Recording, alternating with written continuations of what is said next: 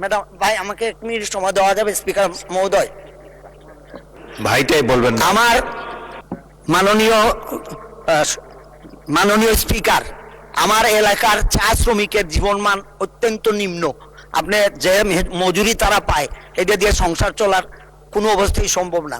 তাদের এই মজুরি এবং তাদের সামাজিক উন্নয়ন কাঠামো আমি আপনাদের মাধ্যমে সংশ্লিষ্ট মন্ত্রী মহোদয়কে জানাইতে চাই, তাদের ব্যাপারে একটু দেখা দরকার।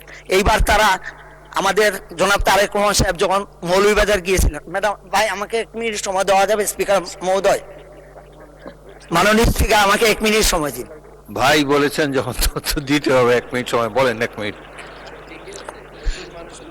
ভাইটাই বলবেন না। আমার এলাকার মানুষ অনেক সহজ সরল এবং কর্মঠ।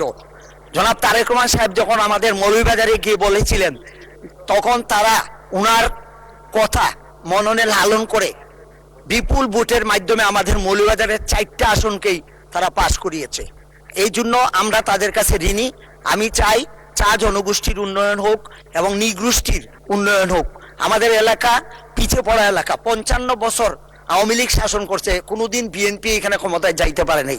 সেই জন্য আমি আশা করব উন্নয়ন থেকে আমরা অনেক পিছিয়ে, আমাদের রাস্তাঘাট কোনো কিছু নাই বললেই চলে। এই এক ব্যক্তির শাসনের কারণে আমাদের এলাকায় উন্নয়ন হয় নাই। মাননীয় স্পিকার, আপনাকে অশেষ ধন্যবাদ।